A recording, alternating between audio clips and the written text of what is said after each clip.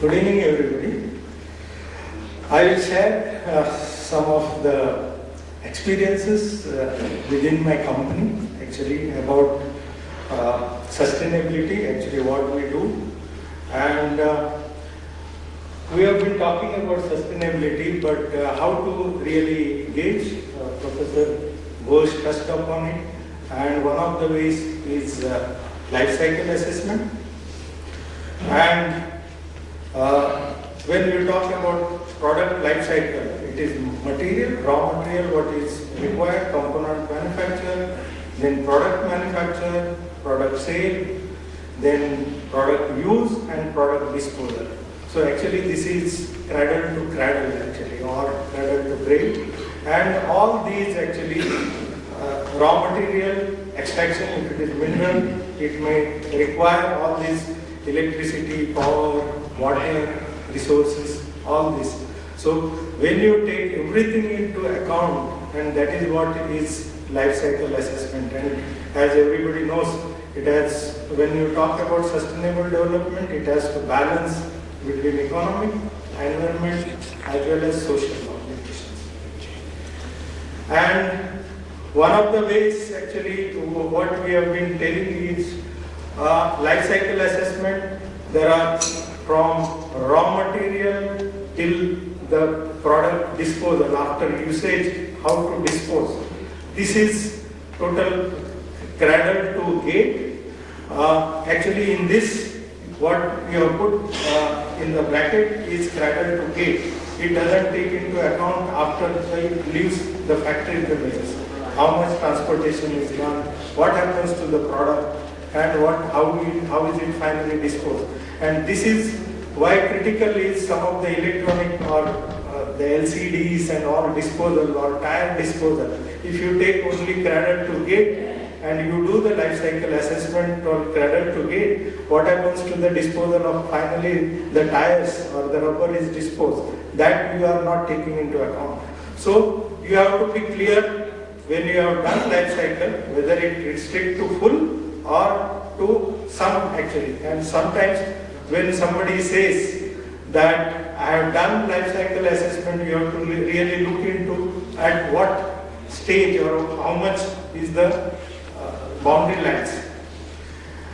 For doing life cycle assessment, okay, you may not be able to read it, but there are softwares available. Actually, some of the softwares I have put, SIMAPRO, which are common. There are many more. What does this life cycle assessment does is actually it is a network of tree for production of, actually in this case it is whiteboard or any product. If you are doing having a product manufactured, it requires some raw materials. So what is the kind of carbon footprint for that raw material? Then what is the kind of processing, how much energy is used, how much water is used, so during production, and then packaging, whatever, and then in this transportation is there.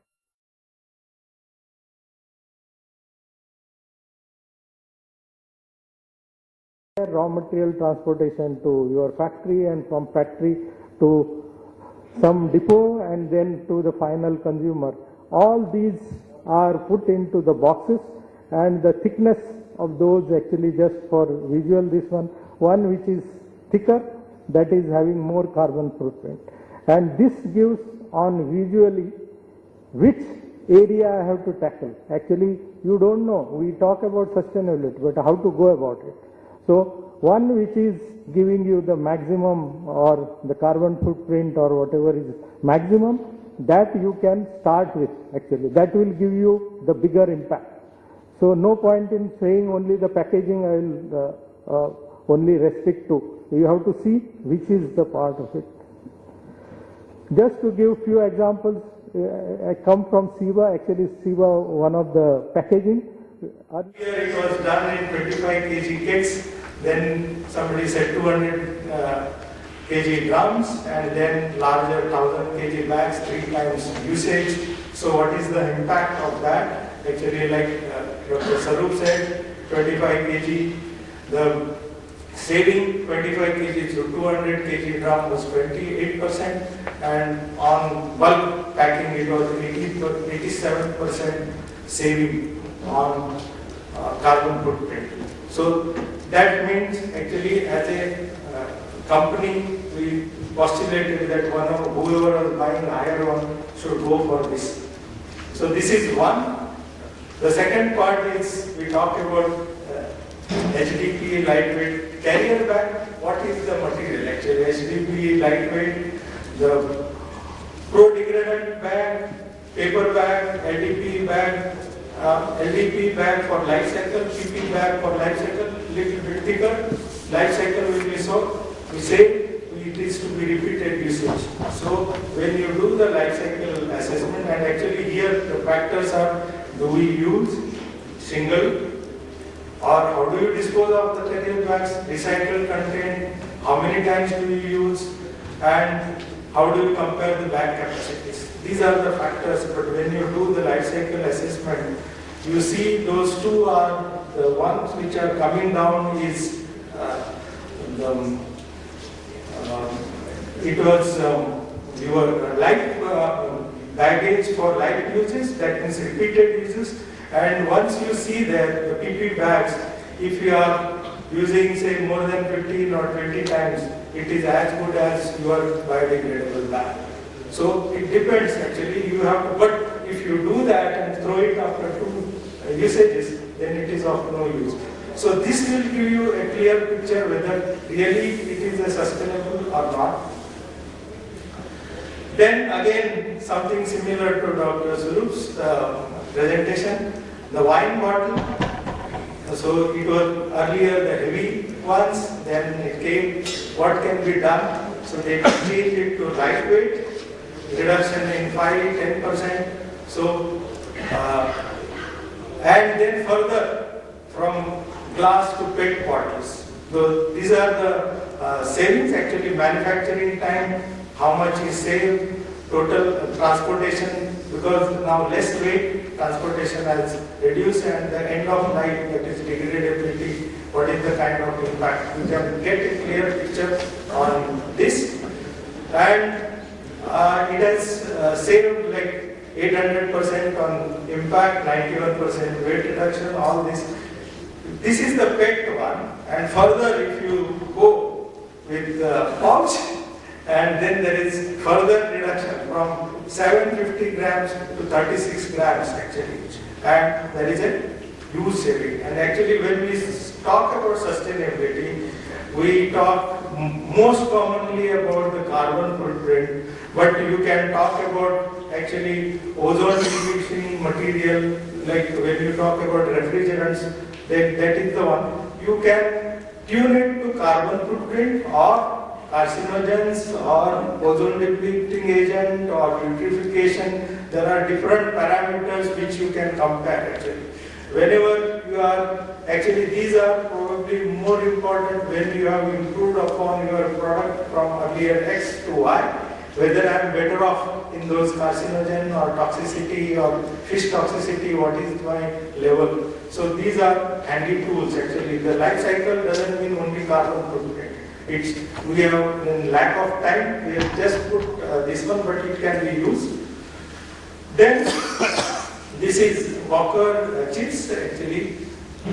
Just to give an idea, it may not be the true for all of this one, but here if you see carbon footprint, 44% is on raw material, 30% is in manufacturing the chips, then 15% is in packaging, 9% on transport, and 2% is on disposal. This is whole. When you take full life cycle, this is what is there. So if you see here, the packaging is only 15%, and actually generally for this one it varies from 5 to 15, the packaging. So the real culprit is somewhere else actually. But that doesn't mean that we should not improve upon the packaging part.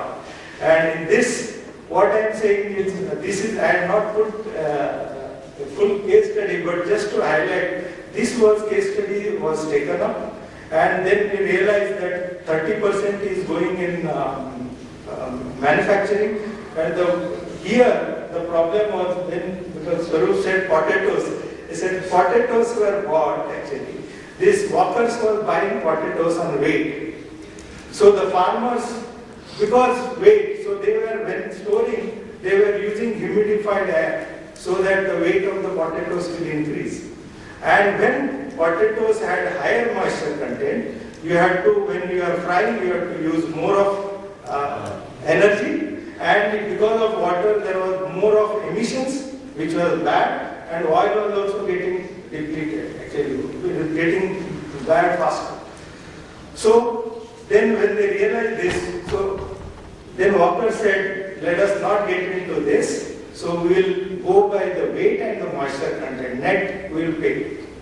So what did this do? The farmers didn't have incentive on putting that weight, so they stopped using the air conditioner and this one, they saved energy there, and workers, because they had the less moisture potatoes, they saved. So overall, actually why this is, because it is a holistic approach, actually you cannot go only by this. It came for packaging, but it led to this kind of this one. So you have to see the holistic approach for your product. And conclusion, actually there are two conclusions. LCA, study of your environmental impacts that can vary complexity and data requirements, not just carbon footprint. Starting point for future studies. Actually the LCA is not an end itself, it is a beginning. It is a tool which you can use it for improvement of your this one. Important marketing tool for ecolabelling, because many people use carbon footprint 72 grams, 20 grams or something like that is okay, and potential cost saving use. And then I found, actually last week itself, Packaging World, there were 10 tips for sustainable packaging design. And this I have put from that, actually last week only it was that. The first step is take a life cycle approach to your packaging design. Evaluate each component of your package. Consider new alternatives for distribution packaging. Look for opportunities to make your packaging reusable where it makes sense.